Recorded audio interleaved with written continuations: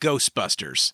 It's a blockbuster movie, hit TV show, successful toy line, and video game franchise that most kids in the 90s grew up with. But after the sequel, Ghostbusters 2, the franchise took a dip with some mistimed reboots, sequels, and so today we're going to look at the history of Ghostbusters spanning from 1984 until this year, 2022, from the original movie up until the newest release, Ghostbusters Afterlife. All that today on Generation S. What is it? It's time to go back.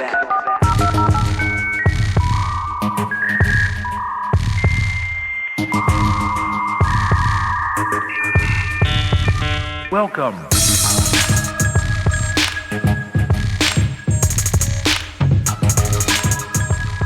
Hey everyone, welcome to another episode of Generation S. It's a podcast about growing up in the 90s and early 2000s, and we're going to jump right into it this week talking about Ghostbusters. And, it was a movie that came out in the 80s. It was a cartoon series. It was a video game franchise. It was toys. It was all that stuff. And, we're going to kind of go through it here. My co-host today, Lou Carnevale. Thank you for having me again. And honestly, Lou, you're gonna really drive this. This was actually, I think you suggested we do an episode on Ghostbusters because this was something that was really near and dear to your heart. But I got a confession, man. This was not like something I was super nostalgic for growing up. Like I'd seen the movie, I was familiar with the cartoon. I really never watched it. I didn't really have the toys, and so this is going to be your experience, and I'll certainly pipe in where I can. But we kind of talked about this. We're going to go ahead and just really run through the history of the Ghostbusters, not like a deep dive into the history of the Ghostbusters franchise, but talk about our experience with all the different elements, the movies, the shows, the video games, and so on and so forth. And I have a confession also. You saying it wasn't something you were super into. Okay. I have a confession that I wasn't super into it either. I was as a kid because that was the cartoon, the movie. It was something I was into, but then nothing for a very, very long time. And then I got back into it. But we can discuss how I got back into it. There's probably some people that view it the same way. And like Dan said, we're going to kick it off. We're going to go through the movies, the TV shows, video games, other things like that. We're going to start off with the 1984 original movie. We have to say original because technically there was another movie just called Ghostbusters, but we're going to go with the 1984 movie. I watched it as a kid. I was scared of it. The monsters, the ghosts did scare me. I did have family members that worked in Manhattan, so they told me the firehouse was a real place in Manhattan, so I thought that was very cool. Didn't see it till I got older. So I liked it as a kid, but it did scare me. I don't think I ever owned it, though. I didn't own it on VHS. Did you happen to own it, or I did you rent it? No, I never rented it, and I never saw it in theaters because it came out before I was born. But I had it actually. So we had an old Betamax player, and for those of you listening that don't know what a Betamax player is, it basically was the competitor to the VCR until the VCR dominated because it had more functionality. Like you could record stuff on it. It was a better. I think it was a more popular machine for being able to, record stuff off of TV. Honestly, we're not going to go too deep in this rabbit hole, but do you know why? From what I heard, do you know the reason that VCRs won out over Betamax? I think I do, but I don't want to answer it. So you're laughing, that means I'm right. I think, okay, well, I'm just going to go ahead and say it. It was the adult film industry. Okay, great. I'm glad you said that. Do you remember when we were in college, so we're talking 05, 06? Yeah. You had Blu-ray versus HD DVD? Yeah, it was the same story there, right? It was the same thing. Yeah. It was Blu-ray was the adult industry signed on with them. Porno is a technology innovator. I guess it is. It's also probably with streaming, right? I think so. We could say it was YouTube all we want, but I'm pretty sure they had a real reason why streaming. I mean, not that I would know about that type of thing. No, never. No. God, no. Even though we had dial-up and scrambled adult channels on the cable box. That's right, man. We've all been there. Oh, yeah. Anyway, so getting back to it. So I had a Betamax copy. My mom had bought a Betamax player and like a million movies. So, I mean, other movies that we'll probably talk about on future episodes, I watched for the first time in Betamax. From what I heard, Betamax was actually a better quality, like, sound and video versus VHS. And so anyway, so I watched it on Betamax. I was probably 9 or 10, maybe. Loved it. I thought it was. I'd heard of Ghostbusters, obviously, because again, you grew up with it. You knew of it, but for me, I didn't watch the cartoons. I knew about like the High C, the Ecto Slimer or the Ecto Cooler, whatever. Cooler, yes. Ecto Cooler. So I knew about that. I knew about Slimer. But I'd never seen the movie, and so I watched Ghostbusters and loved it. And then I think I watched it pretty consistently for the entire summer, at least 2 or 3 times a week. I would just put it on and watch it, and I loved it. Wow. And like you said, it was scary, but I was a little bit older at that point, and so for me, it wasn't like terrifying. I mean, you could tell the special effects were outdated because this was, I guess 10 or 15 years later that I was watching it from when it came out, and so it really didn't look super. There's one scene that like creeped me out, and like to this day, I was like, oof. It's the scene where Sigourney Weaver's character Dana is sitting on the chair, and all of a sudden the hands pop out and grab her. And cop a feel if you watch it again. They cop Definitely. a feel. Yeah, man. But anyway, so then they drag her into they drag her into the refrigerator, or I can't even remember. They drag her into like a closet. The closet, but there's like a bright light or what. Yes. Okay, that's what it was. Anyway, that scene scared me it was pretty gnarly when I was 9 years old. So that was like one scene out of the entire thing. I'm like, ooh, this is kind of creepy. Everything else was not scary. It was fun. Again, loved it. I loved that, it just was so crass. And just, no, I really enjoyed it. So it was a lot of fun. How old were you when you first saw it? Oh, I want to say probably 6 or so, give or take. That's Okay. a rough estimate. So the librarian in the very beginning, she scared me. Okay. So the librarian herself scared you? Oh. Yeah, not the old lady telling you to shush. It was the actual ghost. Yeah. And the line of "Get her," which was fantastic. Which kind of segue into my rediscovering of Ghostbusters. So okay. I'm pretty sure it was when we were in college. It was just on TV, and I watched it again for the first time in, I would probably say 15 years or so. So you'd never really seen it after that? After that No. first time as a kid? Once I got out of the cartoons, I was completely out of Ghostbusters. There was Okay. nothing. Throughout high school, like nobody mentioned Ghostbusters. Nobody watched it. It just wasn't there. There was no games, no movies, nothing. So I watched it in college, and the scene I remember very vividly. It was when Stay Puft Marshmallow Man's coming, and all the Ghostbusters run into it like in the corner, and Bill Murray, Peter Venkman, says, "We're going about this the wrong way. This guy's a sailor. He's in New York. We get this guy laid. He'll be fine." Yeah. And as an adult, and I go, "What did he just say? There's so many, say?" and not just Ghostbusters. There's so many movies that you go back and watch as an adult, and you're like, "Oh my god!" Like over your head as a kid, and then like you hear it again as an adult, and you're like, "Oh, this is amazing! Like this is hilarious!" And so it works on so many levels, and I think that's what makes a movie a classic movie. Absolutely. So then I had to go back and watch it again as an adult, and then when I started to go through it, there were so many parts, about like Walter Peck, making fun of him. Just the tone, the dry humor, the facial expressions. Well, okay, everything. So do you remember the scene like during the montage bit where like it's Ray is like either having a dream or I don't know if it actually had. I think it was a dream where the ghost shows up, and so basically the ghost like unzips his pants and is literally going to town on him. And as a kid, I'm like, okay, well she's just getting she's gonna maybe she's gonna touch his pee-pee. That I mean, innocent me. That's like, oh, that's crazy. Yeah. No, like literally super. And apparently that was a longer scene they'd taken out, I guess. I wouldn't be surprised if that was longer. But yeah, that's part of the charm of the movie is it's jokes like that. But as a kid, it kind of goes over your head, or maybe your parents fast forward that scene. I think we've all been there where the parents fast forward. Oh, you don't need to see this. Oh, yeah. That one scene in a movie. But going back and rewatching that as an adult, it blew my mind. Like the dry humor, the innuendos were fantastic. So that was the moment I became a Ghostbusters fan. Yep. So as a kid, I liked it, but as an adult, I loved it. Well, and that's the movie. I mean, that is the reason the entire franchise is successful. It's that movie. I mean, there's been several movies since then. I mean, for the longest time, it was just Ghostbusters 1, Ghostbusters 2. Ghostbusters 2 really didn't get a lot of fanfare, and we'll talk about it there in a minute, but I mean, this was the movie that literally set up the entire franchise and kept it going for almost 40 years at this point, in my opinion. I agree, and it certainly was that, and then we can kind of transition now right into the next phase of Ghostbusters, which was actually the cartoon. Yeah. And it's funny, sometimes I don't like the word cartoon.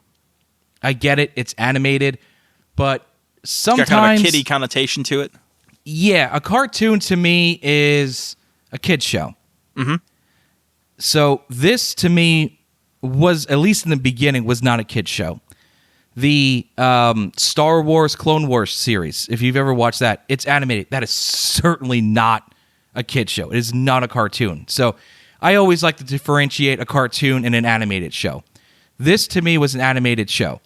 It ran from 86 to 91, had 7 seasons and 140 episodes. So that is speaking volumes to it, that it lasted that long in syndication.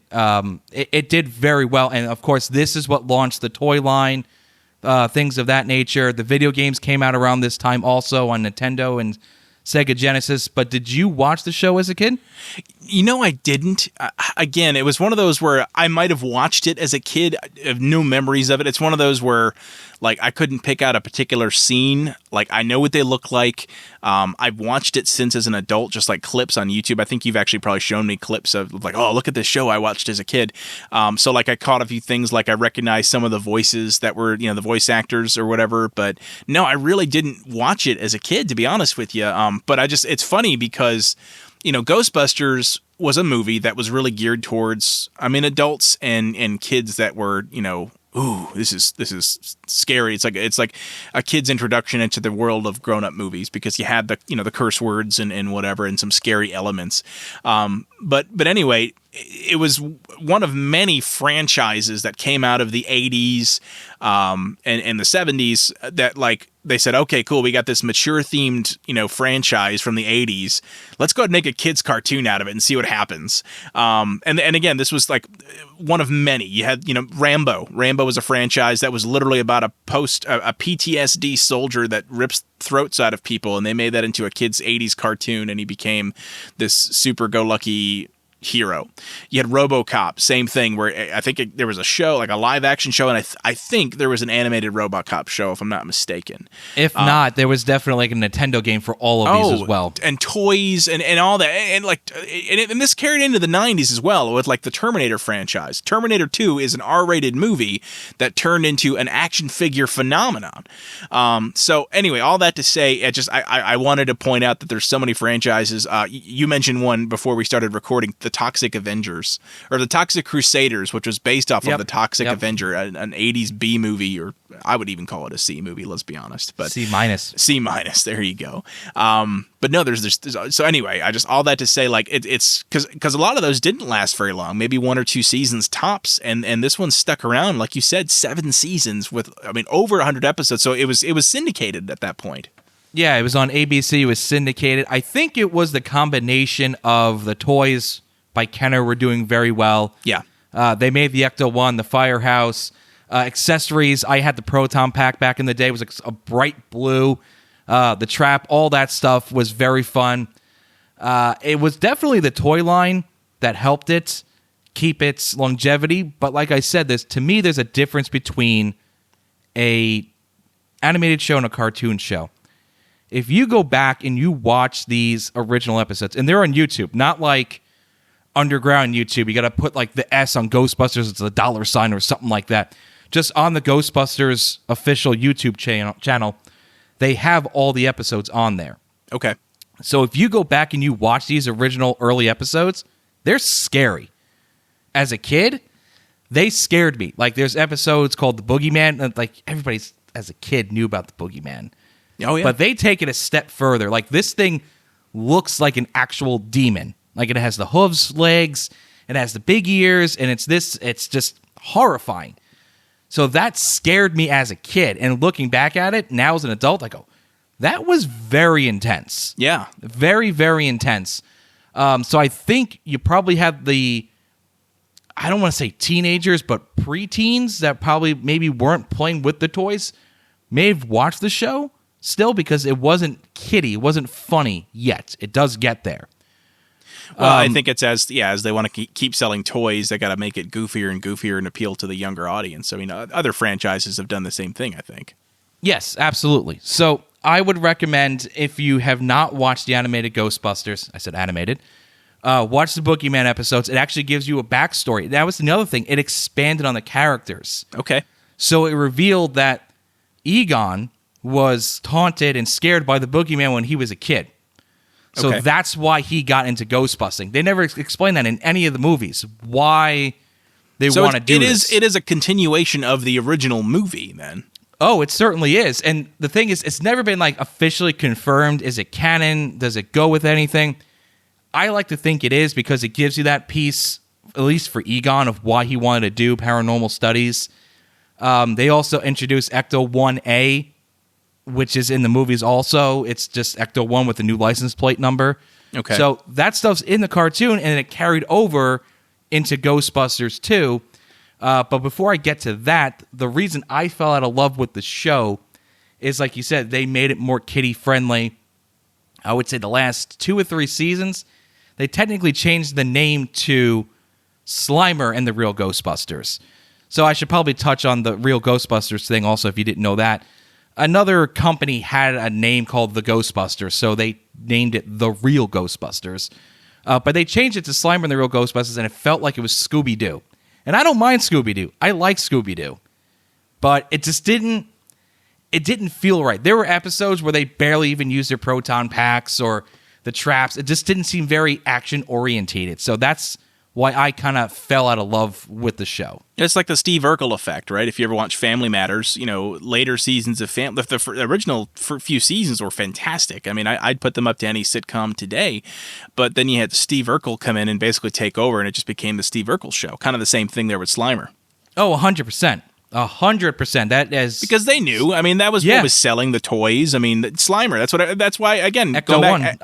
The Ecto Cooler. Yeah, exactly. And that's so they knew, and so basically, what it sounds like is as you were getting older, the show was getting younger in a way, as far as who it was trying to target in terms of his audience. And so you're at a bit of a crossroads there where, it's time to move on. Exactly. That you hit the nail on the head. I grew up, the show didn't grow with me. Kind of like if you're in a job, your life grows, that job needs to grow with you, with your income level, responsibilities, things of that nature.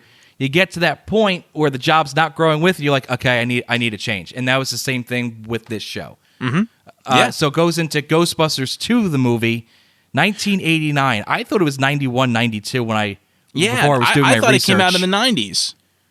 I thought so too, but my research showed it was 89. And it came out after the animated series.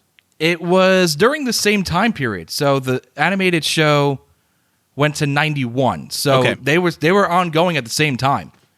That's probably another reason why they wanted the cartoon when I was cross-promotion, because if you were watching a cartoon, you were more than likely going to go watch the movie. Yeah. And I think we have both have the same view of the movie. Yeah, we talked about it a little bit before we started recording. I mean, it's okay. It was okay. Yeah, no, I agree. It was okay. It wasn't terrible. It was certainly serviceable and better than a lot of sequels, especially ones that come out more than a couple years later where the momentum's kind of died down.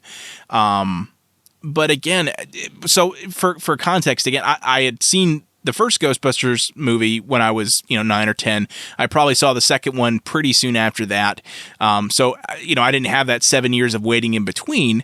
So it was really fresh in my mind, like the first one. So that's really what I was comparing it to. And so I think I was let down as far as the overall plot, and I guess I really wanted a continuation of kind of the feel of the first one. I think the second one definitely was a bit more, I don't want to say watered down, but I feel like it was definitely less mature in some of its themes. Now, there was a lot of dark stuff, but it still felt more kiddie-ish. Like, I remember there's a scene where I forget, they use like the goo that they find in the sewers to possess the Statue of Liberty to like go fight I don't even know, Shandor or whatever. I haven't seen the movie in Vigo.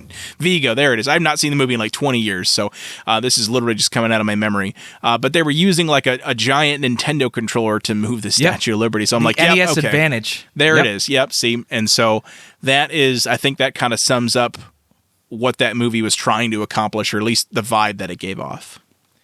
Yeah, and it was, like you said, it had some goofy parts. They also made fun of themselves in that movie, especially in the beginning. They're saying that like, the kids don't care about Ghostbusters. They're worrying about He-Man.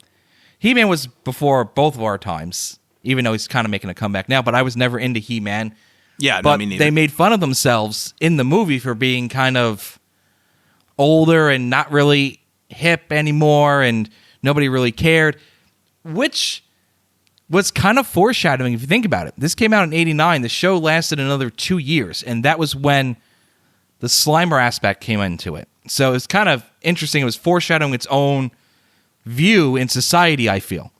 Well, and I think it's, I think that the original creators of Ghostbusters, Dan Aykroyd, Bill Murray, well, I guess it was more Dan Aykroyd than Harold Ramis and anyone else, but I don't know how they felt about the cartoon, but I definitely think they saw the writing was on the wall with that whole situation, and yeah, they were trying to bring some of that kind of meta humor into the movie, and again, poke fun. But again, I feel like that also, the movie came out at a time where that meta humor really wasn't popular.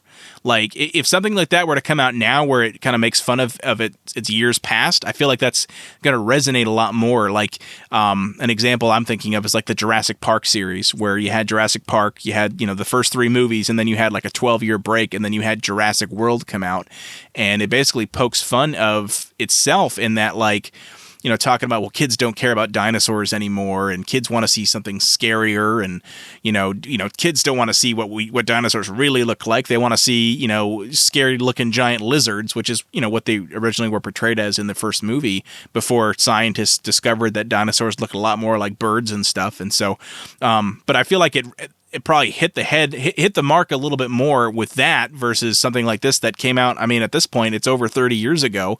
I feel like in general, like, humor was not that meta, and so something like that went over a lot of people's heads as far as just kind of just thinking about what that means to say, like, oh, kids don't care about ghosts anymore. I think you're completely right about that. They hit the nail on the head. You hit the nail on the head also. It was out of sight, out of mind. The ghosts are gone. Nobody cares about us anymore. And eventually they're not going to care about Ghostbusters as a franchise. Interesting thing, though, and there's probably some other people out there that experienced this the way I did. I saw the cartoon first. Okay. So I thought the movies were based off of the cartoons. Oh, okay. The opposite way. Yeah. So I had a different view. So when I saw the movies, I'm like, oh, they kind of look like the guys in the TV show. Whereas everybody else would watch the movies and go, oh, I kind of see the guys in the TV show are kind of resembling the guys in the movie. So my view was a little different, and there's definitely people out there that were introduced to the show first, or just the toys first, and then to the movies. But yeah, Ghostbusters 2, it's just okay. Yeah. And then that leads to the next reboots. Not the movie. There was a second TV show. And this, I knew nothing about this, so when I saw you put this in the show notes before we started recording, I legit have never heard of the show. I couldn't tell you a single thing about this show, so this is going to be all you. Tell me about it. Okay, so Extreme Ghostbusters, 1 season, 40 episodes, 1997. That's all you need to know right there. Okay, so the original obviously wasn't as popular. Nowhere near as popular. It was the first cartoon show, animated show, 7 seasons, 140 episodes. To 40 episodes, 100 less in only 1 season. It was a reboot, but it was a soft reboot. At the time, I didn't like it. I didn't know why, other than it was a different crew. Looking back at it now, I think I know why. Distance and time makes the heart grow fonder. This was 1997, so the show stopped. The original animated show stopped in 91. So we're talking 6 years. Not terribly long, but not long enough for me to miss it. And right. There were other things in 97 that were going on. There were other shows. Oh, for sure. Ones that we will probably talk about in later podcasts. Cowabunga. So that was going on. And then there were some teenagers with attitude or something like that. They're in color-coded outfits. That was going on, too. Something like that, yeah. Yeah, so those two things had kind of taken over the reins. So I watched it, and I didn't like it because these weren't the guys that I grew up with. These weren't the Ghostbusters. So was it different characters or just different portrayals of the characters? It was completely different characters. Foreshadowing. Okay. So it was completely new characters, but Egon was still there. Voiced by the guy that voiced the original Egon in the animated show. So Egon brought in this new crew of guys and gals. And he was the mentor. The other three Ghostbusters had kind of retired, went away and did their own thing. Janine was still there. Of course, Slimer was there. But it felt forced. I didn't really like it as a kid. I have to give it props, especially for 1997. The diversity in the show was what you would expect now, which was good. It was very good. They had a lady in there. They had a guy with a disability. He was in a wheelchair. They had an Hispanic guy. So it was very diverse. I didn't accept it, though, because it wasn't what I grew up with. Yeah. But now, as an adult, I look back at it and I go, well, this is good. This is what it should have been. It was the natural progression of the history of Ghostbusters. So if it is canon, you have Ghostbusters 1, then the cartoon, the original animated show, then Ghostbusters 2, then Extreme Ghostbusters. So it kind of put everything in a bow, and it acknowledged everything else, and eventually the original Ghostbusters do come back for an awesome 2-part episode called Back in the Saddle, where the new guys are kind of overwhelmed, the old guys come back, they're using their old equipment, so on and so forth. It was very cool. I don't think it did very well. Actually, it didn't, because it was only around for one season. They redid all the toys, which are actually very expensive in the collectible stores. Extreme Ghostbuster toys. Okay. Very expensive. Very, very expensive, because I guess it wasn't that big of a hit, even with the toys. Only thing I had was Ecto 1, because I was kind of getting out of toys at that point. But another reason you don't probably know about it is it's never been released on DVD. Okay, so yeah, it's never come back out again. Is it streaming anywhere or on their YouTube channel again? Okay. Here's the thing about Ghostbusters, and I guess Sony is a parent company, at least with Ghostbusters. I feel like they're late to the party with everything. What do you mean? So the original animated show came out on DVD like right when we were graduating college in 2009. So like 20 years later. Yeah, but not even that. Like everything else that we grew up with was already on DVD. I felt like it was true. I felt like it was the last childhood show to come out on DVD. Yeah. And Extreme Ghostbusters, for some reason, is still not on DVD. Like I just checked on Amazon today. It's over in Europe. Can't watch it here. Why? I don't know. It's not on streaming. The reboots of the movies came a lot later than everybody else, it seemed, in my opinion. The video games came later than everybody else. There was a big space in between those as well. For some reason, I just feel like everything with Ghostbusters is late. It's like, oh, that's working? Everybody's releasing DVDs? Okay, cool. Let's wait. Now we'll do it. It's just, I guess because it wasn't that popular in the 90s and early 2000s. Yeah, it didn't have the staying power of, again, we'll just say like the Ninja Turtles or the Power Rangers or, a lot of these franchises that I think just because of when it came out, like, again, so I think it just didn't have that staying power. And so maybe there really wasn't that much of a demand for it as much as some of these other franchises is the only thing I can think of. Yeah, and it's interesting because you mentioned Turtles and Power Rangers, and we're going to get into them eventually at some point. And they did reinvent themselves. Yeah. I mean, the Turtles have reinvented themselves in a cartoon show, 1, 2, 3, and now it's the 4th incarnation of the Turtles? They've had 4 cartoons, a live-action series, 6 movies? Oh, God, that live-action show. Oh, God. Oh, it's so bad. Oh, man. But yeah, no. So like I said, they kept it going. I mean, really, once the Turtles came out, and again, this is not going to be, we're not talking about Ninja Turtles on this podcast too much, but once the Turtles came out in '87, really, the momentum had not stopped. I mean, all through the '90s, the early 2000s is when the newer show came out, the newer animated show, and then that lasted for 6 or 7 seasons. So by the time we graduated college, that was, I think, still going on. And then just like a year or two later, you had the other new show. So it was pretty consistent. Whereas Ghostbusters, from what you're telling me, it was you had 7 seasons from the late '80s, early '90s. You had a lull. You had one attempt to kind of bring it back. It didn't do so well because, again, in the mid '90s, honestly, animated shows really weren't that as popular as some of the more live action stuff that was coming out. Or I guess I should say, if you weren't part of Nickelodeon or Disney, the odds of your cartoon show having any long lasting, any legs, forget about it. And so after that, yeah, it was pretty quiet for a while there. It was very quiet.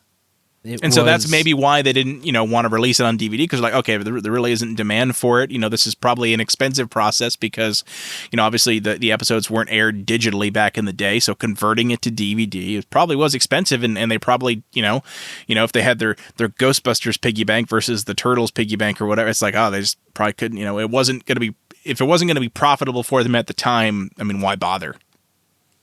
Yeah, and you're right. For some reason, and maybe we could take a deeper dive when we go into those other shows, the Ghostbusters, now that I'm saying it out loud for the first time, thinking on the fly, doing a podcast, probably not the best thing, but I digress.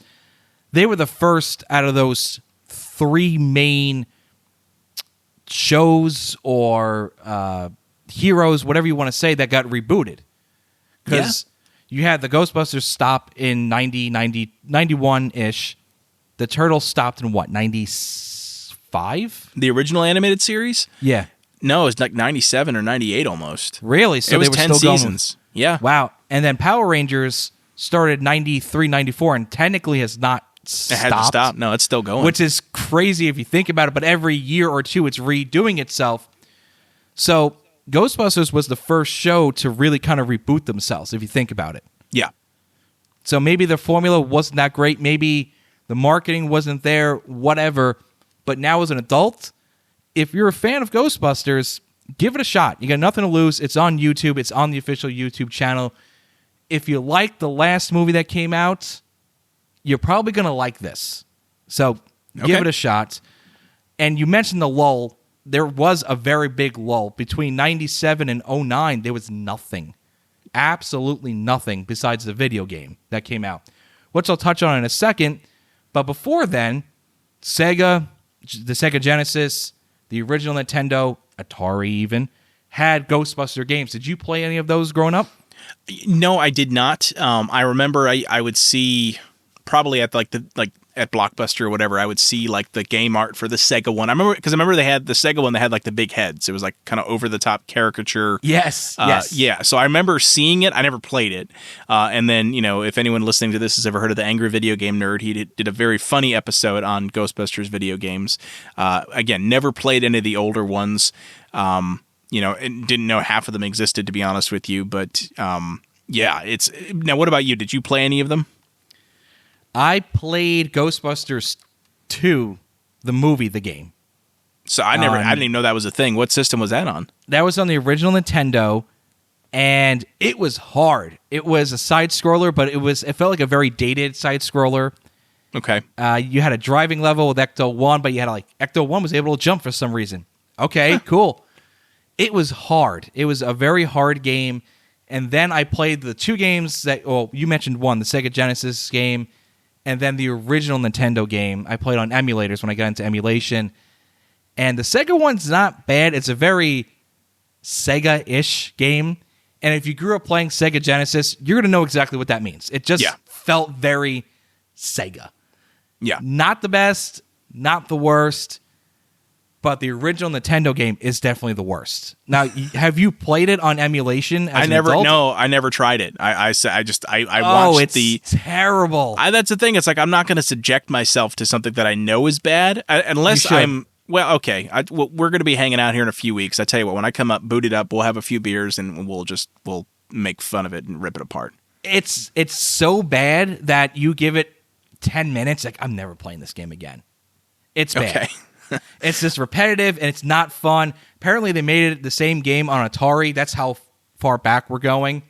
So, yeah, those were not good. But the Xbox 360, PS3, actually on the original Wii game, fantastic. Yeah, we were in college, and I remember we were on YouTube and we saw the trailer, and we're like, holy, this looks amazing. And so I think you were saying, like, this is Ghostbusters 3, because, that they were, there are always rumors of making a Ghostbusters 3 movie. And so from what I understand, I haven't done research on this myself, but I believe that some of the concepts around, like, the plot of this video game, again, that came out in 2009, were, like, basically that was inspired by what would have been the third Ghostbusters movie. That is correct. That is you are right about that. So essentially, the game was written by Dan Aykroyd. I think Harold Ramis had some input in it as well. It is voiced by all 4 original Ghostbusters as well. They couldn't get a third movie. Bill Murray just didn't want to do it. He actually didn't want to go do Ghostbusters 2, which actually kind of hurts as an adult when I know the reason why they made it. He was supposed to do another project with Sony Pictures, and they said, flat out, we're not going to green light this until you do Ghostbusters 2. Yeah. So he did it. And he never wanted to do a third one. He only wanted to do it if he died in the first scene. I'm like, well, that writes itself. Going back to Extreme Ghostbusters. The old guys couldn't do it anymore. Get the next generation ready. But the game itself was fantastic. Dan Aykroyd said, essentially, we're probably not going to do a third movie. This is it. So I loved it. I still love it. I got the remake of it, or the HD update grade. I'd never beat it. I played it for probably a couple of hours. I think I got stuck at the level where there's like a flood and there's like a fisherman or something, and then I'm like, this is too hard. Screw this. I'm done. But I know you've beaten it like multiple times, and so I know you're a huge fan of it.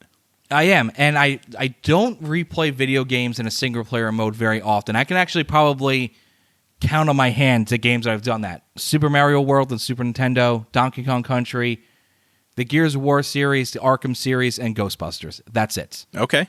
So for me to go back and play this multiple times and then buy an updated version of it, and it had an online mode also, like a horde mode similar to Gears of War 2 and 3, which was really, really cool. I really enjoyed it. I would love them to make a sequel to it. I think they are, but at the time, I accepted it. I go, this is about as close as we're going to get to a third movie. And it had, like I said, had the cast. Everybody seemed to like it. It was universally praised. It was made by Atari, out of all people. Go figure with that. Right. In 2009. So that was it. I thought that was going to be it in terms of Ghostbusters. But we were wrong. In 2016, and this got a lot of hate. Are you ready to talk about this one, Lou? I know you're chomping at the bit to talk about this movie.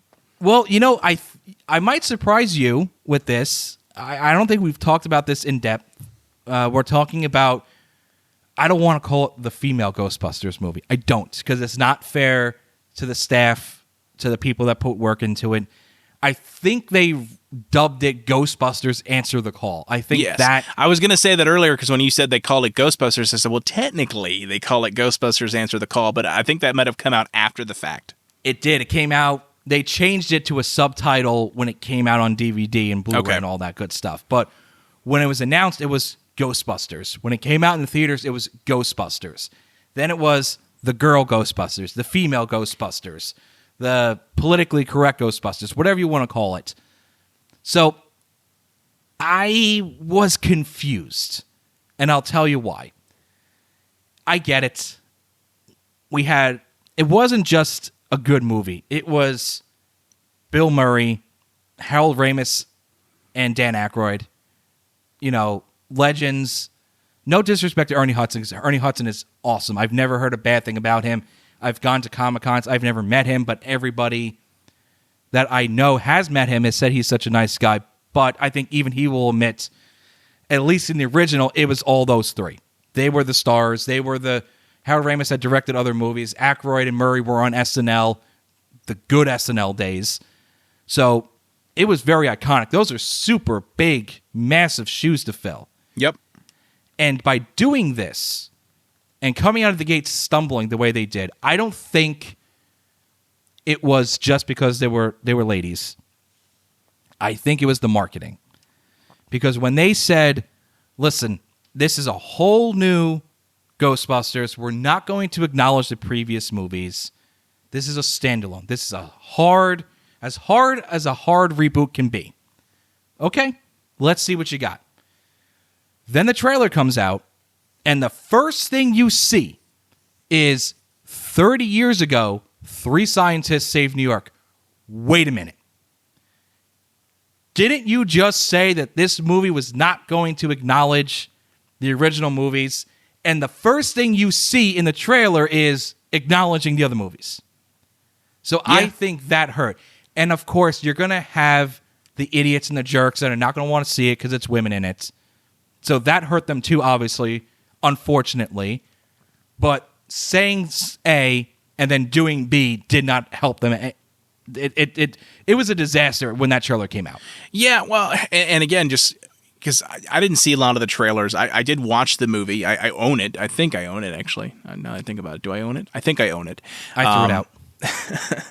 So I watched it with my wife. My wife loves it. She thinks it's hilarious. And that's the thing is, if you were watching it with no expectations, and let's say you've never seen the original Ghostbusters movies even, it's not bad. It's fun. The special effects are decent. I think it does lean a little too much into the comedy part of it. It's more slapstick, I think, than the originals, just because of the actresses that you have, kind of leading it off. That slapstick humor goes a long way for them, and so I understand why they did it. But again, if you're going expecting them to kind of reboot and reinvigorate the franchise, like you said, they kept calling back to the old movies with the music, with the logo. I mean, there were so many things that, like, you're like, oh, Firehouse, Ecto One, the Easter cameos. eggs. Yeah. So, like, no, you're saying that you're not going to acknowledge the old movies, and yet you're literally going to try to remake it and pretend it doesn't exist.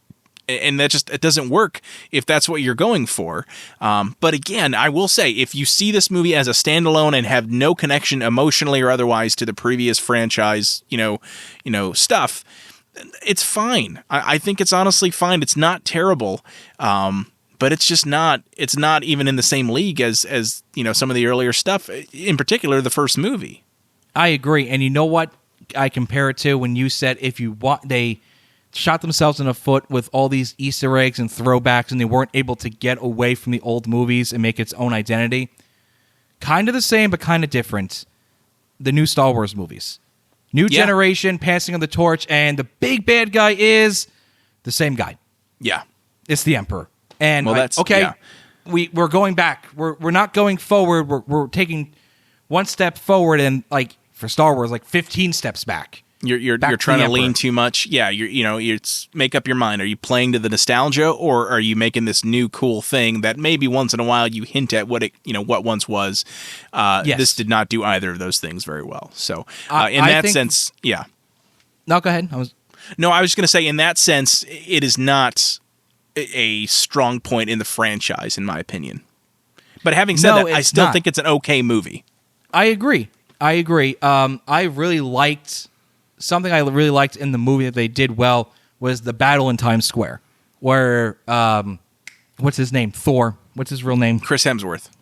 Who did a great job. I like when the sound was going off, like they hit a gong and he covered his eyes because he was a male bimbo. he was amazing in that. He's a great comedic actor. He was a mimbo. There you go. He's a mimbo. Yeah, there's a Jerry Seinfeld reference. He was a mimbo. And I thought that whole fight scene in Times Square, the lighting, the ambiance, the music.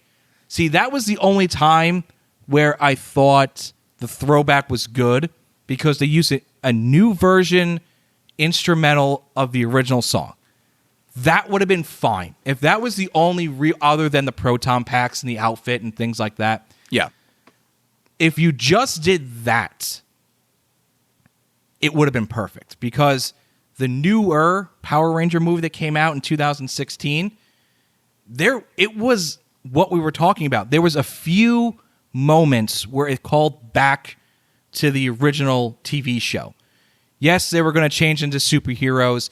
Yes, they were going to be color-coded, but it wasn't the same, except when they finally did more for the first time. The original theme song played for about 15 seconds. That was it. And that's all. And it was awesome. And that's all you needed was that, hey, you know what? This is different, but it's not. Here you go.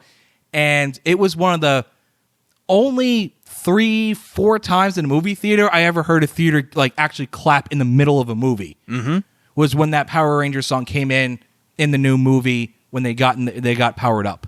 Yep. But that scene in New York City in Times Square was awesome. So was the weapons that they used. They gave the girls new weapons. Like one had like an arm cannon. Holtzman. I can't remember her real name. She's on SNL. She's hysterical. Kate McKinnon.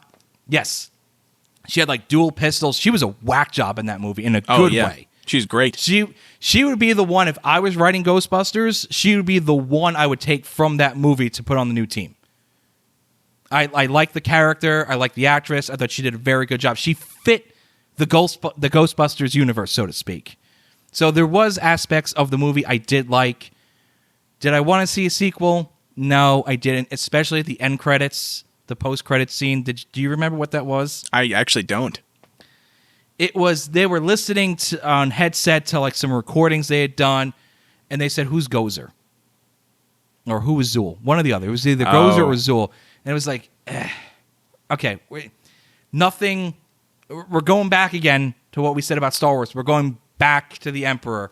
We're going back to Gozer and back to Zool. So, yeah, I didn't want to see it. Didn't want to see a sequel to that. Yeah, no. Well, fortunately for you, they did not make a sequel to that because what happened next?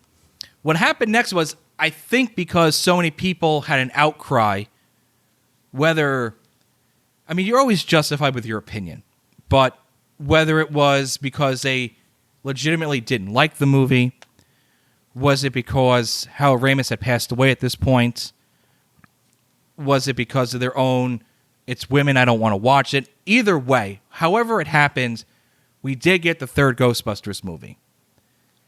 And it may, from what I've read online, it was, Harold Ramis was very ill towards the end of his life. He wasn't talking to Bill Murray. Bill Murray went and saw him, and I guess they had discussed it. Harold Ramis' daughter wanted it to happen, and we got it. What we got was Ghostbusters. Nobody said Ghostbusters 3. I guess that's the new thing, is you don't call it the number. Well, because it just reminds you of how old it is. But I get. The Super Bowl still does it, though. Super Bowl, I don't even know what number we're up to. Well, because that's different. I'm that's a Jets showing... fan, so nothing's good happened since 1969. So that's why I don't know what's happened in the last Super Bowl numbers. I think Super Bowl like 3, that, that's it for us. I think they're okay with being old because, I mean, it's literally like, it's the more you name it, the older you know it is, the more it fits in with the American pastime. So I see why they do it for the Super Bowl. But anyway, let's digress. This is not a football episode of Generation S. Well, I just did my whole football episode. I'm a Jets fan. We never win. The end. So Afterlife, I think the 2016 hard reboot helped it because people craved it. They wanted it. I also, dare I say, I think the pandemic helped it too. Because when it came out, it was one of the first real big movies to come out post-COVID, so to speak. I think the other one was maybe Black Widow came out that summer, and this came out in the fall. So, to me, if you had to do a soft reboot of a movie, this is it. This was perfect. Not just as a Ghostbuster fan, which I am, and when this came out, I was fully invested. Like, it's my favorite movie. I know all the lines. I know the behind-the-scenes stuff. I got books about it. I love it. They re-released the movies. They re-released the toys. I got all that stupid stuff that I shouldn't have. I loved it. What did you think? I enjoyed it. Yeah, so I watched it with my wife and her sister. Just a random Friday night. Like, hey, let's watch this. I heard it's fun. And so yeah, we put it on, and I really liked it a lot. I thought it was great. If I'm being honest, I feel like the middle of it kind of dragged a little bit, and I feel like there was too much emphasis on the kids. Not that there's anything wrong with having kids be part of a plot, but again, with Ghostbusters, I feel like the characters they tried bringing in, it didn't measure up quite as well to the original to me, but still, it was fun. I liked it a lot. I thought the ending, scene was fantastic where they brought Harold Ramis, they brought Egon Spengler back as a CGI ghost. And it was a very emotional. You could tell that the people filming it were very emotional when they made it. It was very well done. Honestly, if I'm being honest, my least favorite part of the movie was the original Ghostbusters. So you mean them showing up? Yeah, Or I thought their performance was phoned in and terrible, if I'm being honest. Like, you just call Bill Murray phoning it in? Well, that's Bill Murray's MO. He was, oh my God. Like, he in particular, I was like, oh my gosh, this is, I don't know. It just felt, it could have been better. And it wasn't bad by any means. And there was definitely a lot of good emotion in there. But I don't know. I was watching these guys, almost 40 years later in jumpsuits. I'm like, it just didn't age as well. And I felt so bad because I knew the scene was coming. I'd heard all about it and I watched it and it just really fell flat. And then I guess that made me appreciate the other characters in the movie a lot more. And if I were to choose going forward between if they're making another movie, I'm sure they will. If I were to choose between it being about the kids and about the original three, I would choose the kids at this point, just based on the performances alone from this movie. All right, ready? I'm going to blow your mind. So What you're saying is you want it to be a movie or a show about the kids. Would you be open to a character or two being a mentor for them? As long as they weren't like a big part of it, and as long as like it was done right, yes, absolutely I would.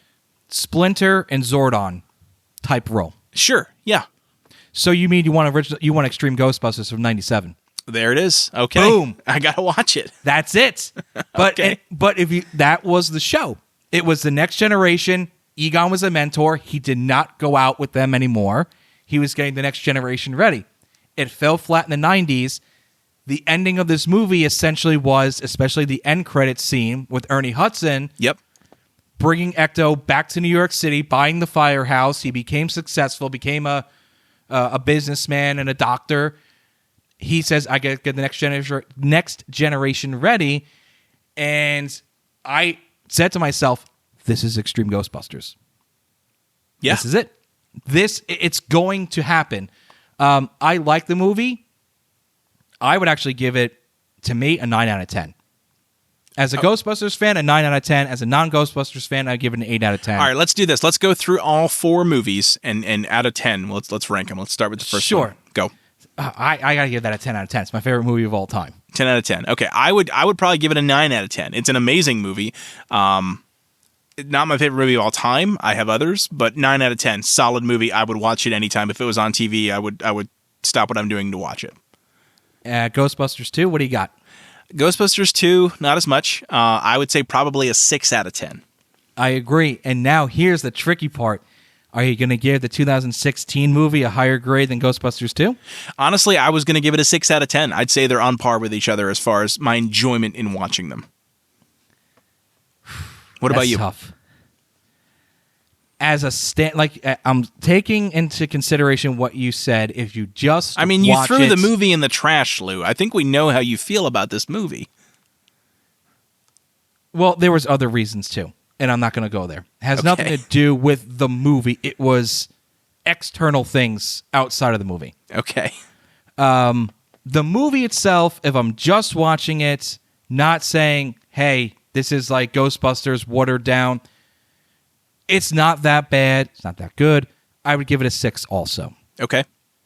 And then Afterlife, I would give a 9. Okay, so Afterlife, you get a 9. I would probably give Afterlife a 7. 7 or maybe 7.5.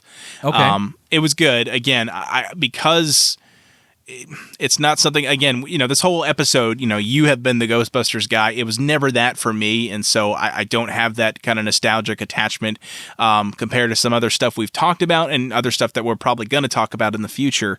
So without that, again, decent movie. I'd say it was still better than the second original, the second one and then the reboot. But yeah, 7.5 out of 10. I'd watch it again. I liked it. I'd watch it again. I'd watch a sequel. But it's not mind blowing to me, in the same way, which is fine.